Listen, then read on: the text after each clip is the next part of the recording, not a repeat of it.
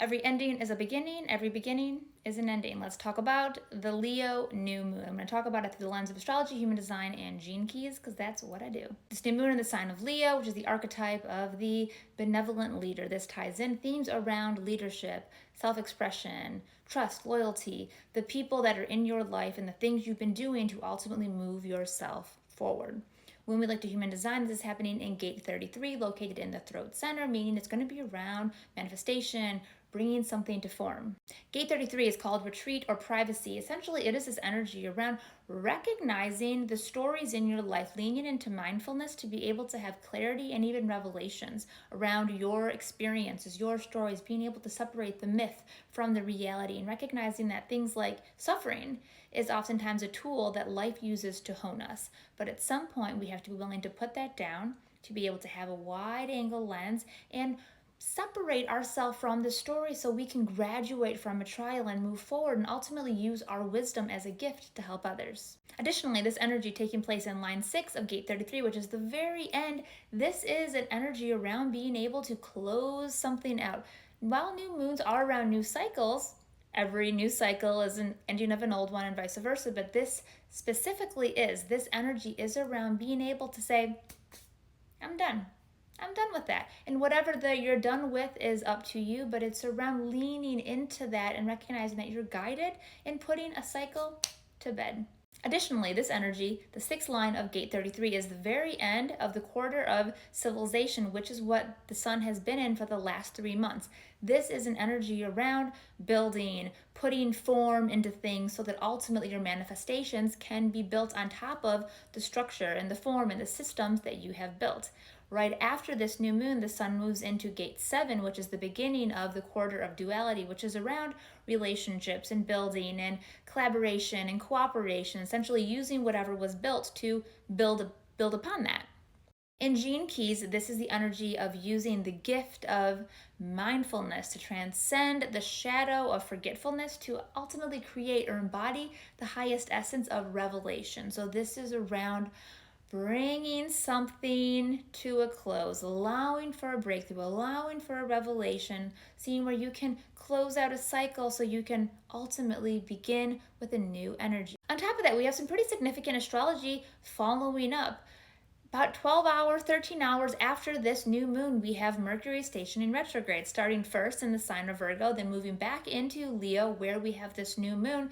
This retrograde period, which you may have already been experiencing a little bit of confusion or lack of clarity since mid-July, is designed to help you clean out the closet, bust those old things out that are kind of weighing you down so you can move forward towards your future with precision and clarity. Additionally, on August 19th, we have the first square in the Saturn-Jupiter cycle. It's a 20-year cycle all around growth and expansion. These two started this cycle at the very end of 2020, beginning of 2021, so more than likely during that time, you made some type of a new commitment, a new cycle, a new goal. I mean, you ultimately also left something behind. This square, which represents tension, is designed to serve as a catalyst to move you forward. But it is so important that everybody remain more committed to their future than they are to any kind of attachments from the past. Because tension is around using it to grow, but it's just as likely that also we can use tension and kind of crumble underneath it, especially since it's also a Mercury retrograde and we're closing out a big cycle, or we're designed to be closing out a cycle.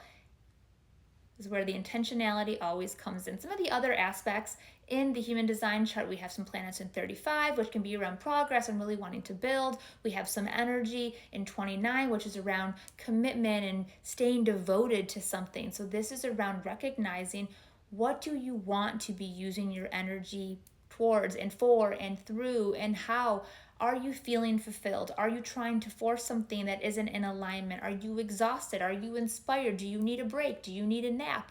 Recognizing what it is you need and being able to separate your need from the story to actually get clear around what it is you want and where it is you're going. So often we can just stay in this build, do, and before we know it, maybe we get there and we're feeling like this ain't it. Or we're realizing, I've just been trying to get this for so long and I don't think I actually want it. So it's being very mindful of our intentions. And this energy is, like I keep saying, it is around recognizing what is being closed out. And this happening just, a little bit after we had the 2 back-to-back Capricorn full moons, and I kept talking about that closing out a cycle, and that absolutely did close out a cycle. But this one here is now around recognizing, okay, you closed out a cycle. Yes. What are maybe some of these little microcycles or the remnants that are attached to your stories that are still carrying through? This is around being mindful of that and allowing for certain things to be put to bed so you can move forward in a new way. I also like to remind people the idea that if you study quantum physics or reality creation dynamics, it's the idea that there are multiple realities constantly existing and we are shifting in and out of different realities and timelines. And if you ever feel stuck, just possibly it is because you are choosing again and again and again to think, feel, and act in the same way. And oftentimes we do that because there's survival mechanisms and safety and all these different things tied into that. But it ultimately comes from a lack of awareness. So what we want to do is be incredibly mindful, which is the gift of this energy, to connect into that space between stimuli and response so we can get into this creator mode and recognizing what's got to go, it's got to go. We love it, but bye, because we're making room for something better.